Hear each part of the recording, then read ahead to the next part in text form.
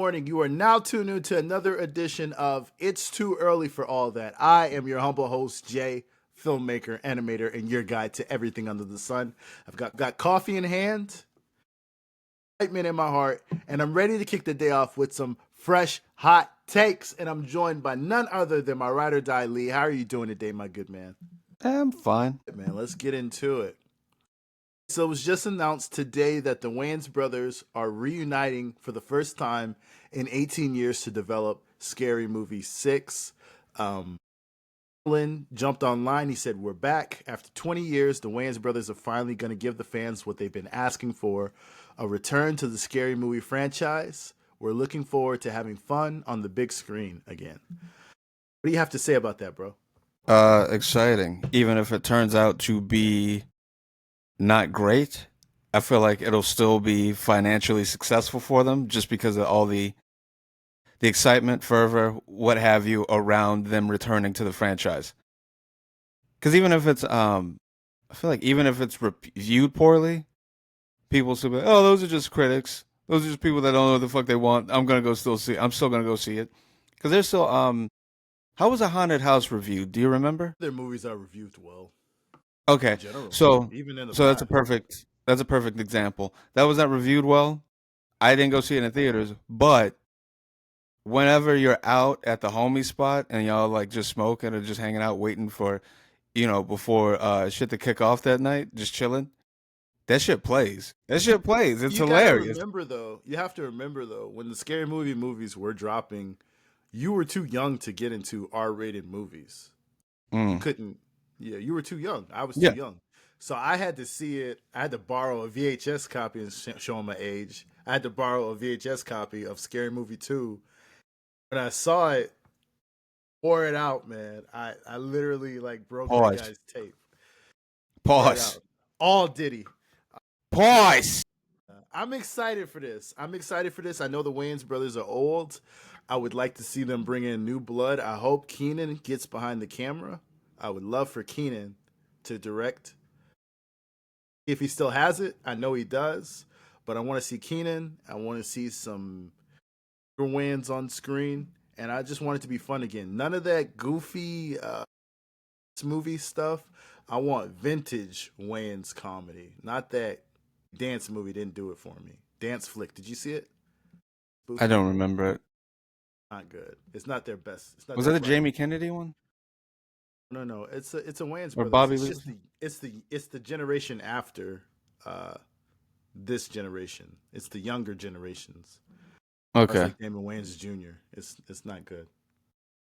But yeah, when you were saying younger Wayans, that's specifically who I was thinking of. I was thinking Damon Wayans Jr. would probably pop up in it or something. Him and his dad have a sitcom going on right now. I watched the other episode. It was either the other day or last week sometime. Papa's House. You laughed. I liked it a lot. Yeah, I enjoyed it too. Felt good. It felt like Yeah, it's old. It was like UPN programming. It felt yeah. like just good programming. We're excited for the Wayans brothers. And also had oh my god, Essence Atkins, isn't that her name? She was in Dance Flick. Yeah, but well, I was gonna say fine ass, but she's older. Let's be respectful with her beautiful self. I think she's kissed every Wayans at this point. Why not a me? All right. Why not a She's kissed Lee? every Wayans because I think she dated. Just thinking now, she dated Fun in Dance Flick. Was married to Marlon on his sitcom. Probably gonna kiss Damon Senior on this show. Yeah, they're gonna that's gonna be a thing. They're gonna hook up. It's clear as day. That's gonna yeah. It's running through the Wayans, huh? Family full of horse. It is what it is. Speaking of someone saying it is what it is, Tarantino gave his opinion on the new Joker, and he said that he loves it. He says that Todd Phillips is the Joker. Quote, I'm quoting Tarantino here. He's saying fuck you to the movie audience. He's saying fuck you to Hollywood. He's saying fuck you to anybody who owns any stock at DC and Warner Brothers because Todd Phillips is the Joker. Your thoughts? Right on. It's sort of what we were saying about it, of the whole, well, ish. I'm reaching a little bit with it, but our whole thoughts of, with the second Joker, it feels like Todd Phillips is saying, this is how a guy that does this ends up. Like this is not your literally me story. This is a guy that goes to prison, or like, faces the consequences of his actions. He gets something shoved up there. Uh yeah, and then he dies a pitiful death in prison. Like it's not nice. You can have all the delusions about it that you want. This is how it goes in real life. Literally me, there it is. I don't like this. I don't like this trend. I don't like where it's headed because What the trend? this trend. I'm about to get into it. Oh, okay. Trend of filmmakers to make a point. They're not remembering that the point is to entertaining. The Joker 2 movie, not enjoyable. It's not an enjoyable film. Fun to sit in. It doesn't feel good. The first one didn't feel great, but at least it's entertaining. It entertains you along. But the tone of it is very dark, it's very dreary, it's very sad.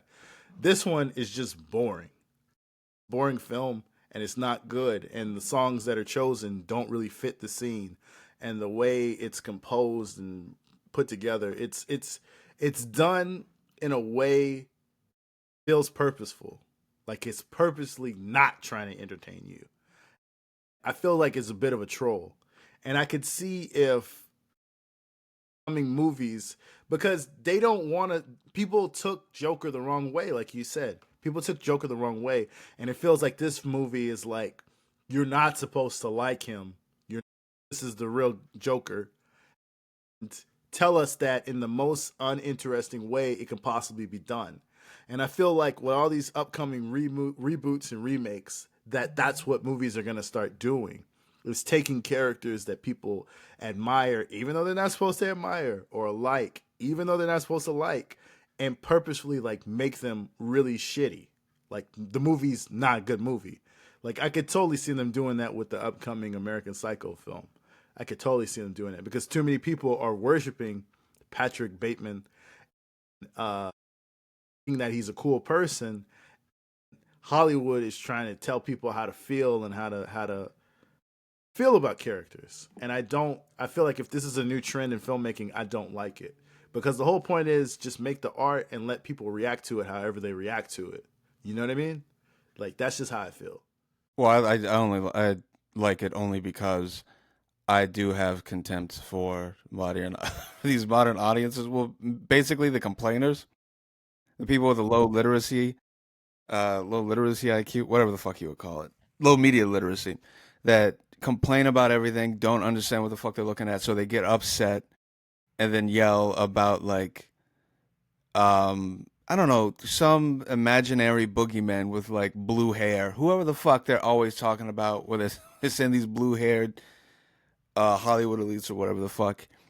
And it's like, okay, you don't want them to. You're saying they're not making movies for you. They're gonna fucking prove it. Like, who do you think makes that shit? It's artsy fartsy fucks. You show contempt for them, they're gonna show contempt for you. That's what it's. I feel like most of that Joker 2 shit. I wouldn't be surprised if it was if Todd Phillips was like, all right, cool, like whatever you say. Like if it was Joaquin Phoenix, because everything I've heard about it feels like something that like Joaquin Phoenix would come up with, and then Todd Phillips is just like, I didn't really have an idea for this shit. So yeah, if that's what you're talking about, yeah, go ahead. They wanted a sequel to this shit, like the studio. They wanted it was financially successful. They wanted a sequel to this shit. I didn't really have a script ready. Yeah, go ahead. Whatever you're talking about, because it feels like the whole what? I agree. That's how it feels. Yeah, It was like that's the backstory on it. Like people just wanted to go cash a check. It was like I don't care. yeah. And then Joaquin Phoenix came up with all that shit because again, it feels like some left field shit. And if you listen to him speak, you watch any of his interviews, that's like shit that he talks about. And it feels like he also, like Joaquin Phoenix specifically, has contempt for audiences, his fame, everything about, yeah, just that. So it feels like he's just like, yeah, people think this is cool. Fuck them. I don't know, like just yeah. And then Todd Phillips was like, all right, I mean, that's interesting. Roll it. Let's fucking go. Fucking go. Well, I mean, I read some more of the Quentin Tarantino, and it's kind of. I'll say this and I'll wrap it up. It's like Tarantino added that he's. This is what him talking. He said, "I'm just nihilistic enough to kind of enjoy a movie that doesn't quite work as a movie. That's like a big giant mess to some degree. I didn't find it intellectual exercise. I really got caught up into it, and I really liked the musical sequences. Got really caught up. I thought the more banal the songs were, the better they were. I thought the exact opposite because I talked about the music choice and the songs they chose. I thought they didn't fit. I saying he thinks that the songs were chosen like that on purpose, which would make sense because they were not training. It wasn't great song choices for moments. Like you could have chosen to sing a better song, or you didn't have to make it a musical. But it just felt like the whole thing was an exercise in pissing off the fans and pissing on the source material. Tarantino likes it from that standpoint. Mm-hmm. I find it a little disrespectful personally. I mean, at the end of the day, top prices for a movie is $20 in LA. You know, you take your girl out or you take your homies out to you want to have a good time at the movies. Y'all each drop $20 to go see a film. It's $40 right there. Plus you got popcorn, drinks, and you spending your hard-earned money on a movie the director didn't even give a shit about. It just feels like Uh, a hawk tool in the eye. Good. Like a I hawk was gonna tool in the miss eye. me with that shit. Anybody that complains about ticket prices and fucking going to the theater, I'm just like, whatever. You knew what it was. You run the risk. I That's just me. understand, but the thing is, you know, movie theaters are dying. Theaters, it is an experience to go to the theaters. It's not like it used to be. Hell, matinee is $14. You know, you have to plan and set some money aside, or I can spend $14 at the theater on one ticket, or I can spend $10 on Netflix and chill at the house. People choose to chill at the house. So when I step outside my house and I go to the theater, you're getting me out for an event. Shit in my popcorn in the theater. You know what I mean? Well, that's what I said. But That's what a blockbuster's for then. I mean, like that's what you go for. The whole theater, your whole theater angle. Go to a guaranteed blockbuster. that what Watch your Joker next. was? Not That sort of, what but Joker not was? really. It's too Joker it made a like billion dollars. The first one was it fun. I saw the first one in theaters. it It was an happened to make experience. $1 billion. Like the next one, It's the Joker. It's comic. It's a people were big coming out comic. before already talking about the animated sequences, how artsy fartsy it was, all that shit. When I say blockbuster, I'm talking about go see your next Fast and Furious MCU movie, In theaters. that type shit, or like a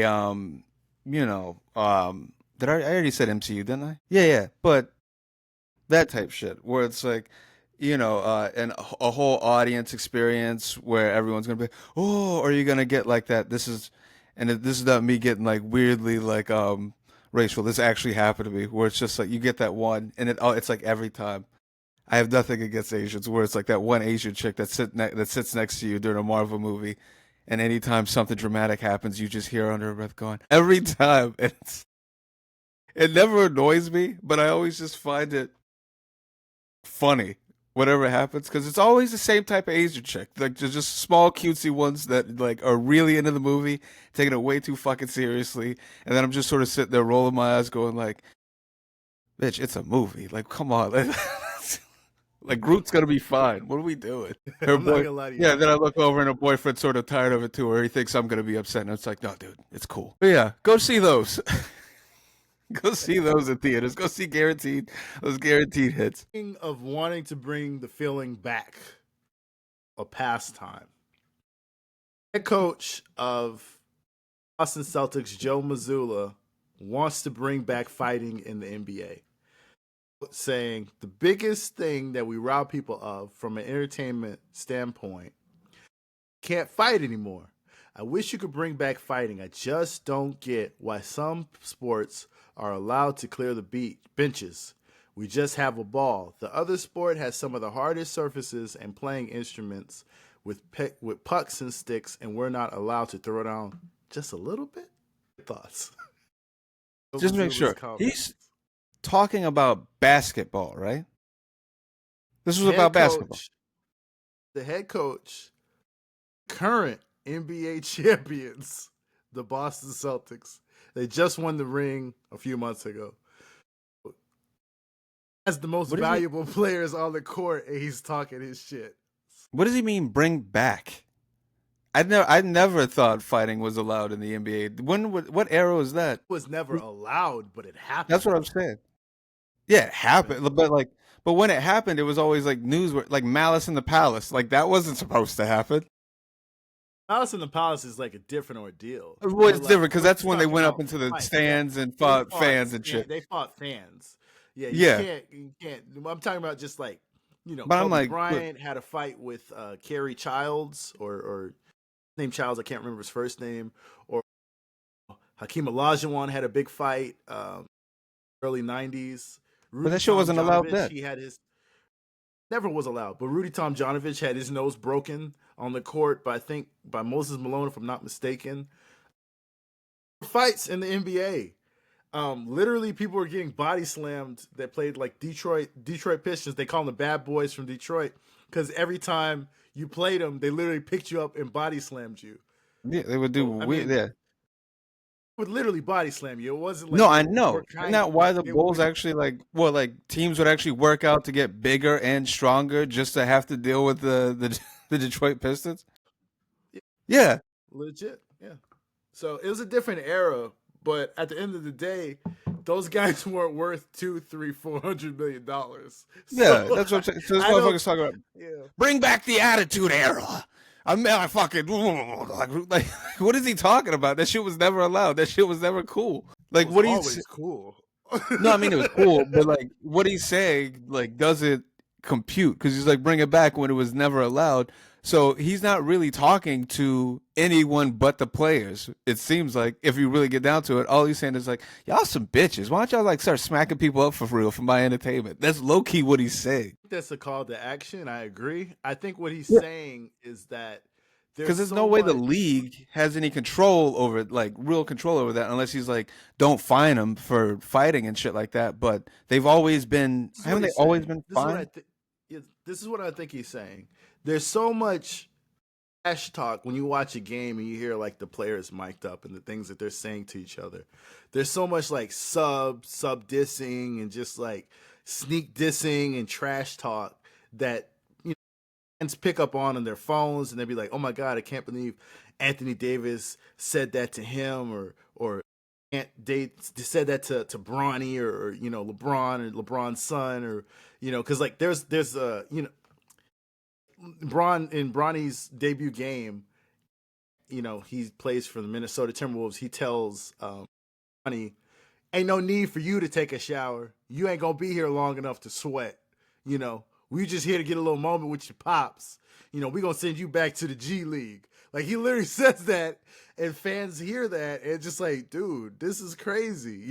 He's talking shit, but he's saying if people are gonna be talking shit like that and trash talking each other, that people should be able to punch people in the mouth and back it up. That's what I think he's saying. Is that a Hmm. lot of people are saying some flagrant, crazy shit. No one's getting punched in the mouth.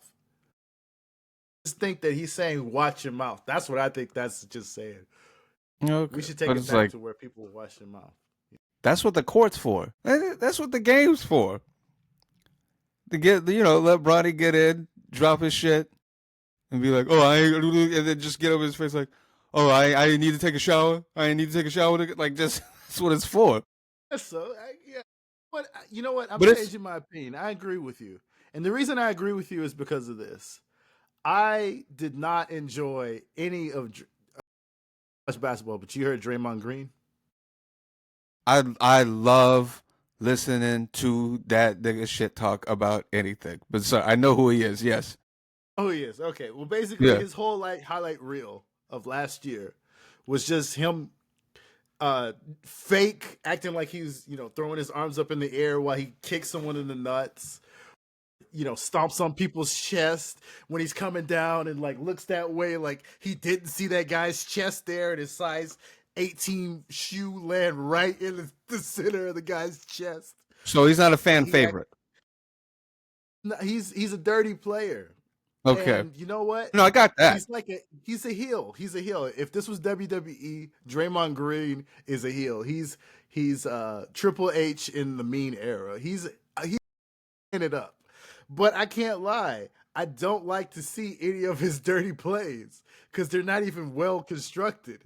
They're not even well acted. You know what I mean? Like It's there's like, got bro, like I a know clip you where saw him.